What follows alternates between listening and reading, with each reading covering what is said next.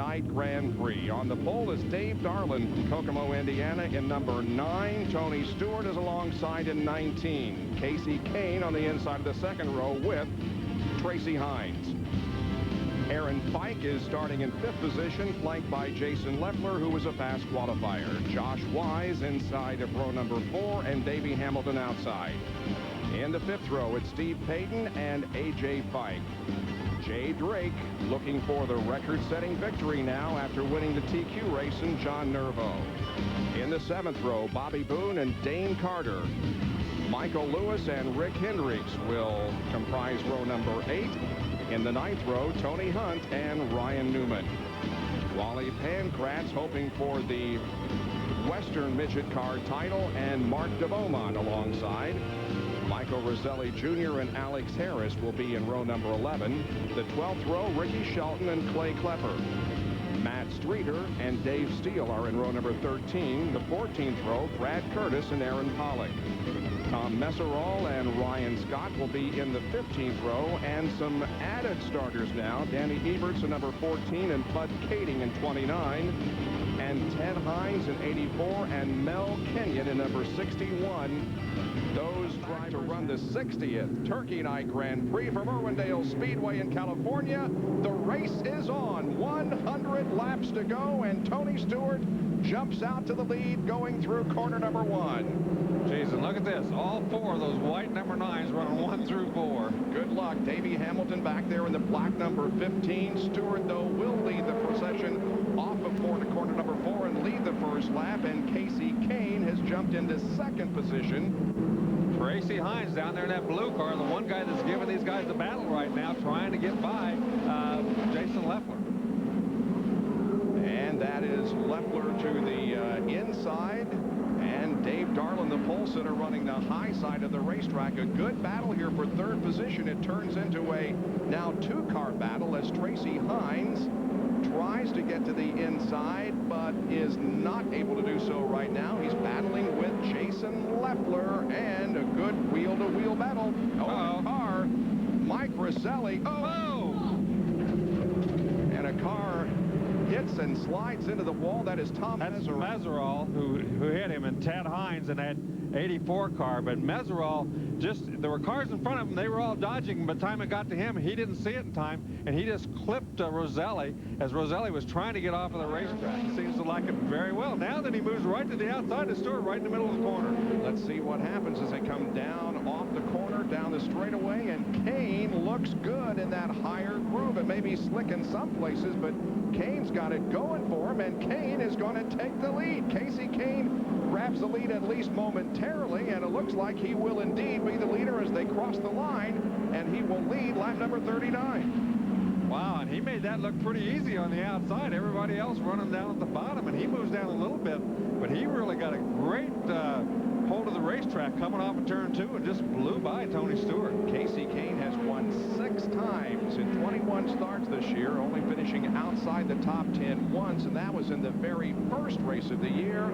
at Phoenix in the Copper Classic. What an incredible year this young man has had. We're on board with Aaron Fike, as that's Michael Lewis down there to the left of him that's just taken the position away from Fike. Yeah, Fike, he's another one of the guys that's running on a very high groove. He's running much higher than even Casey Kane is. Looks like he's running 3 or 4 car widths off of that bottom of the racetrack. There is Lewis on the left and Fike on the right, and he indeed is a couple of grooves higher than just about everybody else up there. Yeah, he evidently he's found something now. Then it looks like Michael Lewis, he tried it up there. He got a little loose. He pulled right back down to the bottom. And you also got a shot momentarily of John Nervo, who was in this battle in the number 21 car, who's working the low side of the racetrack. 43 laps have been completed. Aaron Pollock is also in the thick of this battle. He had trouble at the beginning of the race, but since he's got that car started, he's looking real good. That's Dave Darlin that these guys are coming up on and going around, so that's not what we expected from Dave Darlin. It looks like he's having a little bit of a problem. He's going the wrong direction from the other 3 white number 9 cars. Darlin was the pole sitter of this race as a result of him being 6th fastest qualifier, and there he is on the left, but he has fallen back now to the 8th position as Fike and Nervo are challenging him, and the caution comes out once again. And we have a car that stopped over at the beginning of the backstretch off of corner number 2. We understand it could be Jay Drake for 3rd position. Yeah, he's right on Tracy Hines' rear bumper, trying to make that move, and after he did a complete spin with no yellow, went clear back to 13th, still back up to 4th and challenging for that spot. All right, now, the lead pass occurred on lap number 73. Here it is. They're coming down for a restart. Casey Kane with the advantage when the green flag comes out, but all of a sudden, here comes Tony Stewart going to the inside of the racetrack, and he just blasted by Kane. Yeah, again, he went to the very bottom. For some reason, Casey Kane, who had been running on the very bottom, moved up a car width, and when he did, you could see him sawing that wheel coming off the corner. It just was very loose and very slick up there, and Stewart just went on by him. Stewart is trying to make it 2 for 2 in USAC midget car competition in 2000. He has only competed in one midget car race this year. That was in the season opener, the Copper Classic at Phoenix. He won that race. This is his second, and he's leading right now by a rather healthy margin. Well, he certainly doesn't want to see the yellow flag come out. Right now, he's got things pretty much his own way, although Casey Kane has gained on him a little bit here in the last half lap or so.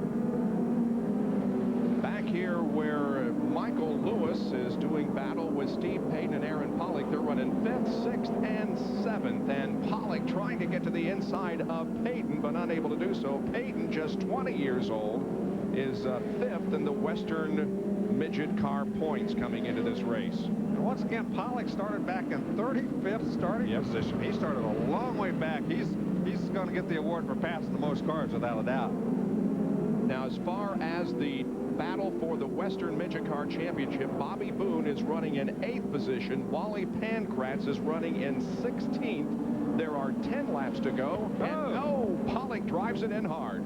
He almost got together with Payton right there. Payton moved over just in time, and he did make the pass, so he moved up one more spot. Casey Kane is going to be the National Midget Driver of the Year, and as well as the National USAC Midget Champion after the 67 car Drake fell out. On board with Aaron Fike now. That's Matt Streeter up ahead in the 97 car. And remember when we showed you the highlights of Bakersfield a little bit earlier in the show, he took a very, very nasty tumble at that race, but is back in competition here this weekend. And that is Dave Darlin also. Darlin running in the 12th, make that the 13th position right now. Somebody out there is dropping a lot of fluid because everybody just keeps running lower and lower. I've never seen them at this racetrack run below that white line before, but there must be a lot of top part of the racetrack because everybody's dropping down below there now. There are less than 7 laps to go in the 60th annual Turkey Night Grand Prix from Irwindale. Michael Lewis running in 5th position. Those are your top 5, as the next time around Tony Stewart will receive the white flag, indicating 1 more lap to go. And again, we see Casey Kane closing in ever so slightly. Here's the white flag. 1 more lap to go in this year's Turkey Night Grand Prix. Make that 2 laps to go. I'm sorry, 98 laps completed now. This time around, they're going to get the white flag. And you can see right there, that's where he loses all of his ground. Getting off of turn 2, he gets in very deep through the middle of the corner, but getting off of turn 2, Stewart just really pulls away from him. He hangs on. He's pretty good through there. As the white flag comes out, I don't think he's got enough time to get him. Well, we're going to see here on the last lap. Kane drops back several car positions. Stewart on the backstretch into turn number 3, looking pretty good. And Tony Stewart from Columbus, Indiana, from Rushville, Indiana, whatever, takes the checkered flag and wins the 60th annual Turkey Night Grand Prix. You think he's not pumped? He's just, as far as he's concerned, he could have won the Winston Cup race because he wanted to win this thing very badly. He did a great job. He was a terrific after that restart. Tony Stewart, they call him the Rushville Rocket. He grew up in Rushville. He was born in Columbus, Indiana. But he right now is the happiest man on the planet.